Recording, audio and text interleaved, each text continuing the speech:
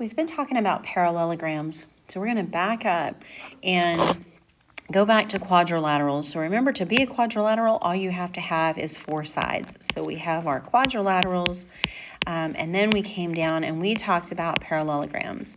So parallelograms had 2 pairs of parallel sides, and from there we could talk about rectangles and rhombi and squares.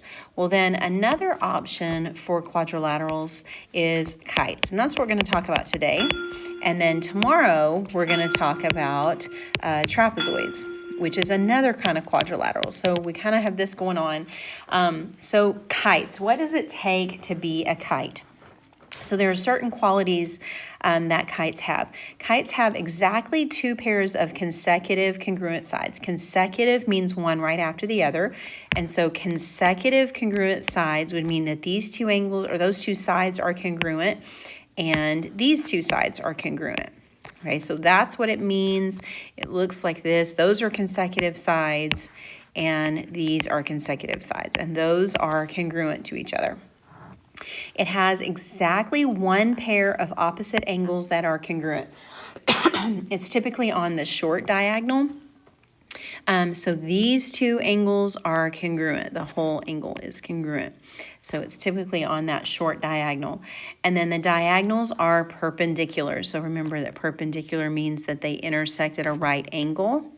So those perpendicular, all of those angles in the middle are perpendicular. Now the other thing that we want to remember, and this is something that comes from it being a quadrilateral, is that this angle at A, this angle at B, this whole angle at C, and this angle at D, all of those add up to 360 degrees because it's a quadrilateral.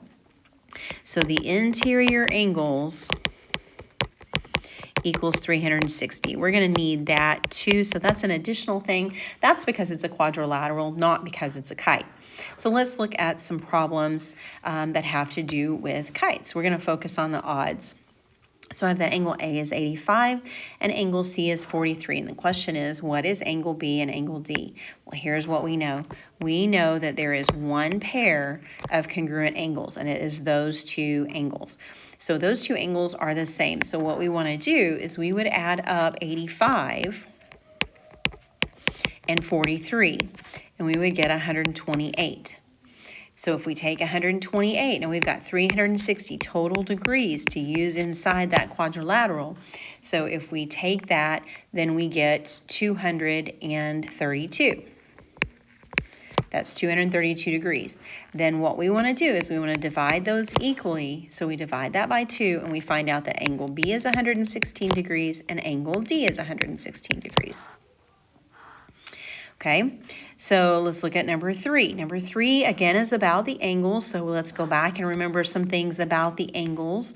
1 pair of opposite angles are congruent. Another thing that happens is the other angles, the angles on the other side, they are bisected. So we might need that at some point too.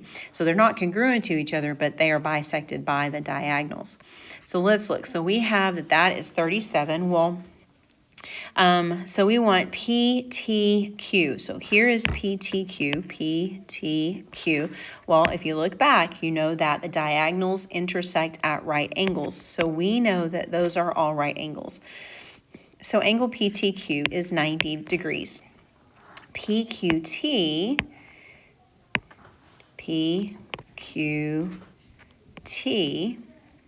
is this angle right here. So we don't know what that is, but look at this. See that right triangle? We can always go back to everything we know about triangles. So if this is 90 degrees and 37 degrees, then we can take 90 and subtract 37 and find out that angle PQT is 53 degrees. And I always go back and label everything I find on the picture so that I don't have to remember it later. And then QRT, Q to R to T is this angle right here. Sorry. QRT is right there. Well, remember that this triangle is an isosceles triangle. If you look here, this top part, that is an isosceles triangle because those 2 sides, those consecutive sides are equal. which means that these two base angles have to be the same. So that angle QRT is also 37 degrees, just like the base angle on the other side.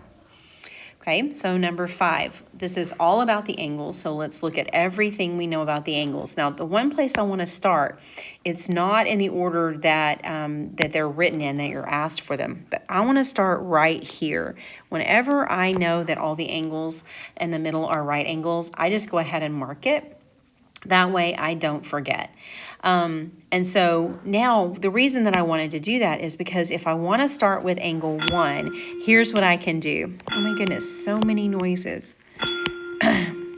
So I can start right here with this triangle, and what that gives me is angle 1. So I can add 90 plus 65, and I get 155. If I subtract 155 from 180, I get that angle 1 is 25 degrees. And I'm going to label that right here, 25 degrees. That also means that angle 2 is 25 degrees because that angle has been bisected. That diagonal bisects that angle. So angle 2 is also 25 degrees. Okay, angle 3 we already found. It's 90 degrees because the diagonals are perpendicular. Angle 4, again, we go back to one of two ideas, right? This is an isosceles triangle because these two sides are congruent, which means that angle 4 has to be 65 degrees also. Or you can use that right triangle and add the 90 and the 25 and subtract to get the 65. Okay, then I need angle 5. Well, to get angle 5, actually I need either angle 6 or angle 7. It doesn't matter which one you find first, but angle 7 is pretty easy because it's just the bisected angle, so it's 52 degrees.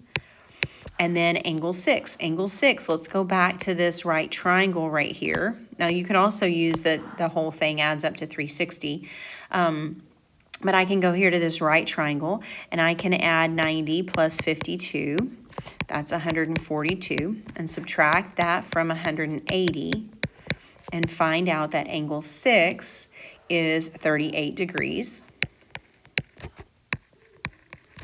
And then angle 5 also has to be 38 degrees. It's on the other side, and it's formed by that, that isosceles triangle that we talked about earlier.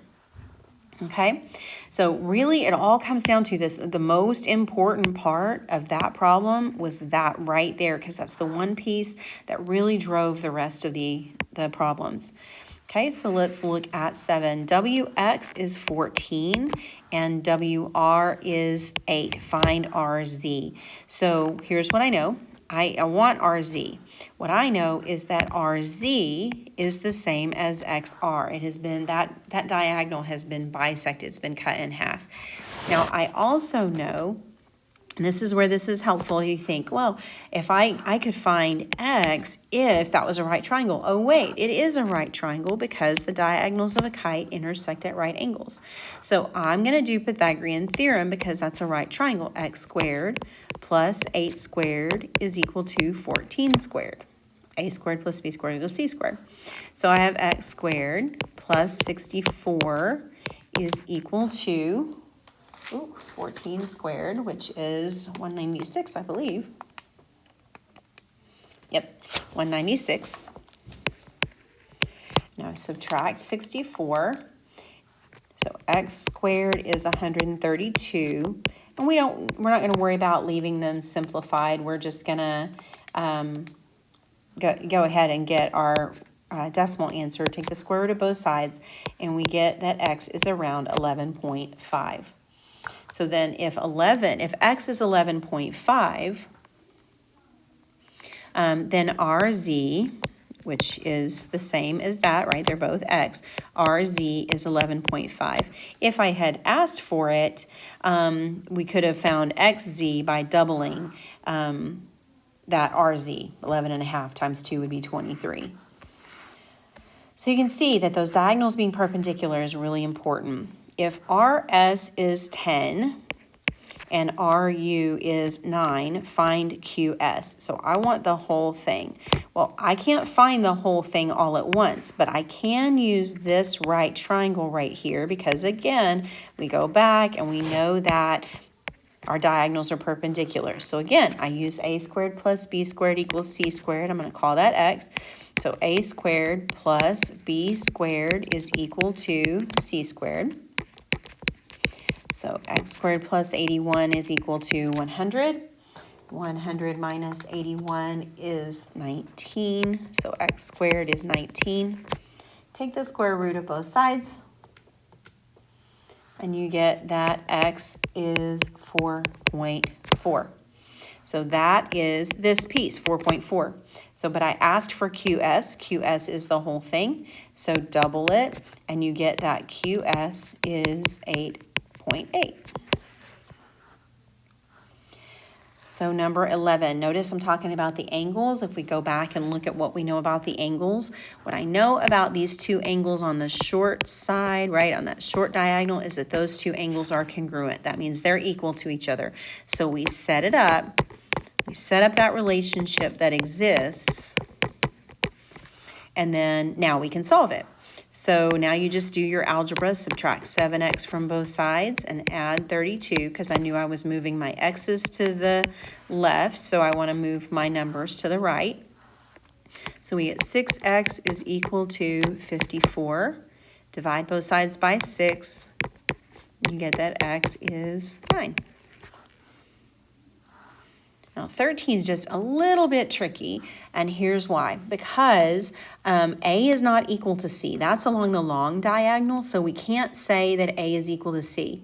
But we do know that B is equal to D, so I'm going to go ahead and label that while I have it. Now, that doesn't do me any good, though. That doesn't help me solve for X, which is what I want to do. So we got to go back. Remember that the interior angles of a quadrilateral equal 360. So the sum of the angles is 360. That's what we want to use. So we're going to say 5x plus 14 plus 3x plus 8 plus 109 times 2, there are two of those, is equal to 360. Now you can shortcut this however you want. That would give us 8x plus 240 is equal to 360. So we subtract 240 from 360. We get 120. So 8x is equal to 120. Divide both sides by 8, and you get that x is 15, which is what I asked for. So that's the end of the problem. X is equal to 15, okay? So you had to go back and you have to think about all the things you know. It's a quadrilateral. So the sum of the angles is 360. Now this last one, FGJ, is what I'm looking for. So FGJ is the angle that I want, but what I have been given is those two pieces up there. Well, that's the long side. Well, what I know is that the long stick of the kite, right, the long diagonal, bisects the angles at either end. So that means that 5x minus 1 is equal to 2x plus 11. So we want to know, what does x have to be so that that happens? So I'm going to move my 2x over to the left and my minus 1 over to the right. So I'm going to subtract 2x and add 1. That gives me 3x is equal to 12, or x is equal to 4. Now, I asked for f, g, j. So that means I need to go back in and substitute. So if I do 2 times 4 plus 11, that is 2 times 4 is 8 plus 11 is 19. That means this angle is 19. Now, I want to find that angle G. Again, you cannot forget, that's one of the most important things. Those diagonals are perpendicular. Always mark it. Whether you use it or not, it's a good idea to mark it. So I'm going to add 90 plus 19, get 109. I'm going to subtract that from 180 and get that angle FGJ is 71 degrees. So we want to go back and remember some things, right? The angles across the short diagonal are congruent. The angles on the long diagonal are bisected. There are two sides congruent. They're consecutive. No sides that are parallel. And the diagonals are perpendicular. And then the other thing that comes from it being a quadrilateral is that the interior angles equal 360.